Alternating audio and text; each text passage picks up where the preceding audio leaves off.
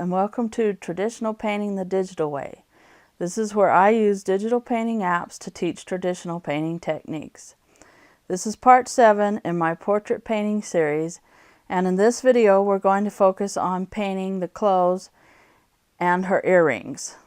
If you're following along traditionally, check out part 1 in this series, and you'll get a list of all the paint and the canvas and all the materials that I use when painting traditionally.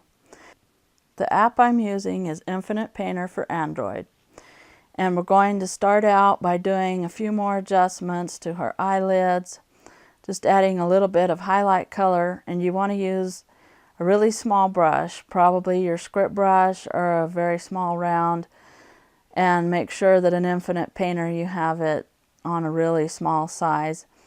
And we just want to add a few more tiny adjustments to the shape of her eyelids and just kind of try to get the wrinkles and the details that are right around the edges of her eyes.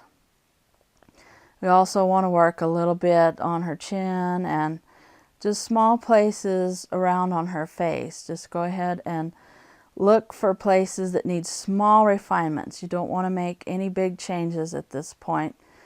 Just go ahead and add just tiny highlights and use your highlight color, probably orange, cadmium orange light with a lot of white in it, maybe some yellow, cadmium yellow light, or maybe a little bit of burnt umber and burnt sienna for lines, little tiny lines on her face.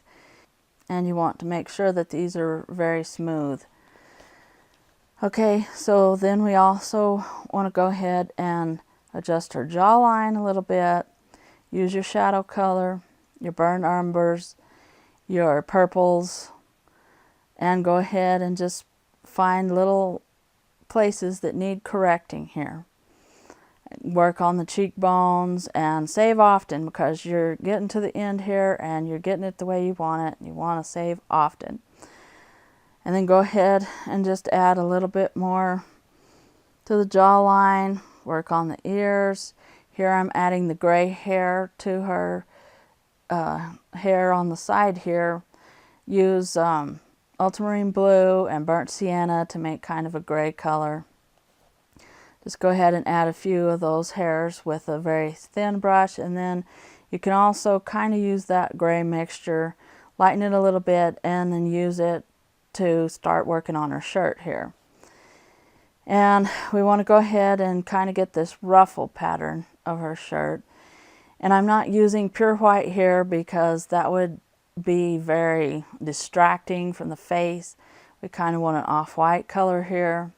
I also darkened the blue of her sweater a little bit, probably phthalo blue with some green thrown in, or maybe just some burnt umber and some white, just to make kind of a dark greenish.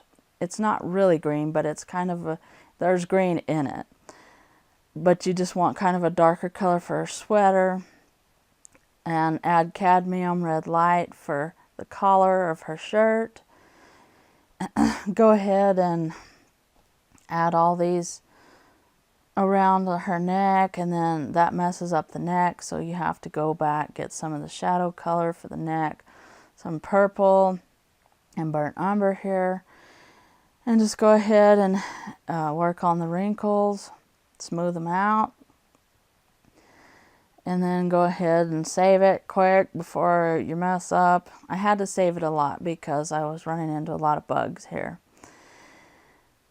Then I want to go ahead and pick the Blackwell pencil, or you can also get the Angelo brush and just make it really small. And we want to go ahead and draw in her earrings here. And this one is on the shadow side of her face, so it's going to be a dark brown, probably burnt umber or burnt sienna. And then the other one, we want to go ahead and draw it in. Now that we've got her neck and her hair done the way we want it, then we can add the earring.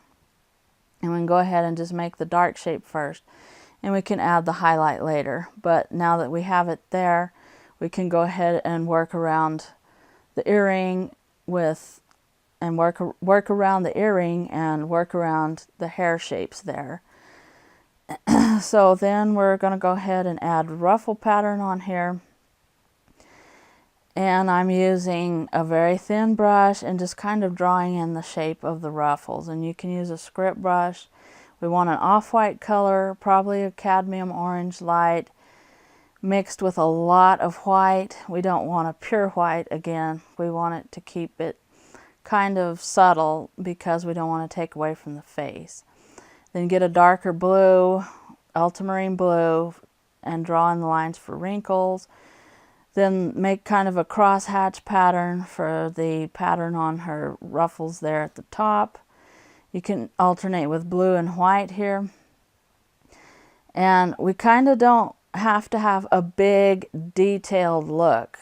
We don't have to have the pattern exactly right, just so it gives the idea of the pattern, just suggestions of it. And so you can go ahead and give it kind of a crosshatch look. You can use the off-white color again, and you'll be using your script brush if you're painting along traditionally. And I like to use the Infinite Painter brushes on very small, or you can use the pencil brushes to go ahead and do this in Infinite Painter. And just keep kind of giving it a crosshatch look, and follow the way the stripes look in the picture a little bit, because that will show that the shirt is wrinkled there. And you want to go ahead and try to smooth them out in a minute. Again, I'm saving it. Quick, save it before you lose everything. And then I want to go ahead and smooth the wrinkle shadows there. And kind of smooth the pattern too, just to make it kind of blend in a little bit. We don't want it to look too stark. And so go ahead and just smooth all over on the pattern there and around on the edges, just to kind of give it a suggestion of the pattern, but it's not incredibly detailed.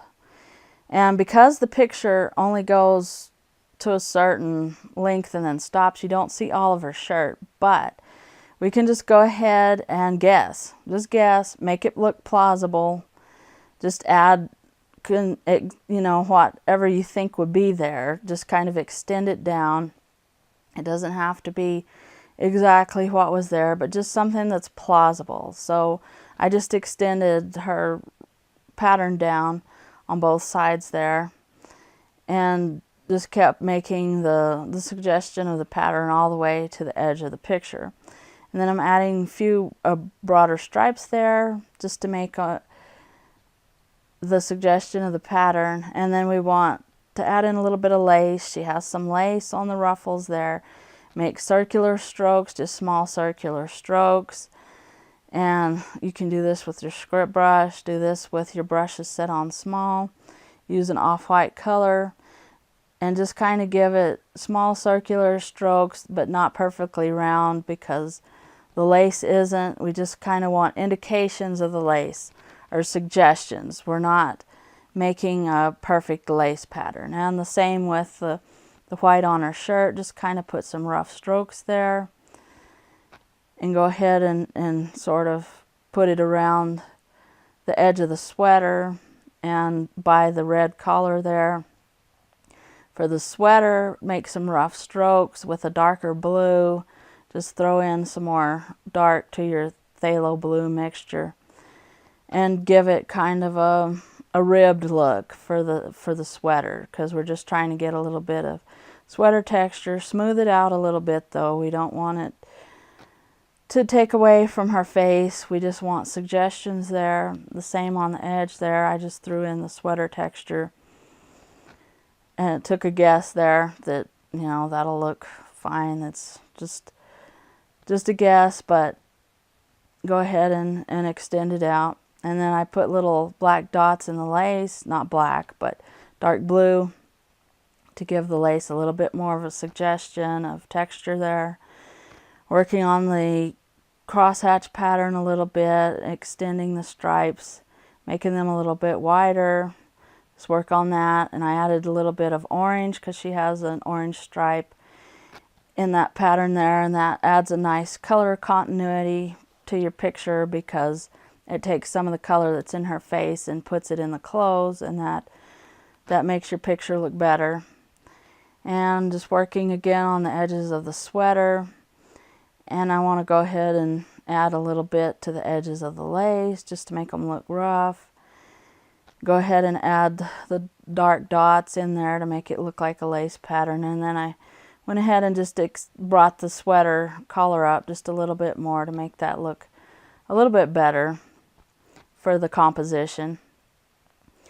And then you work on your neck a little bit, and then it looks pretty good. You just want a suggestion of the patterns of her clothes. They don't have to be extremely detailed. So this is the end of part 7 of our portrait lesson. And in part 8, we're going to go ahead and do the final touches and the final highlights and finish out the portrait.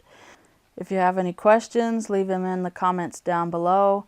Thanks everybody for watching. Thank you for all your support, and I will catch you later.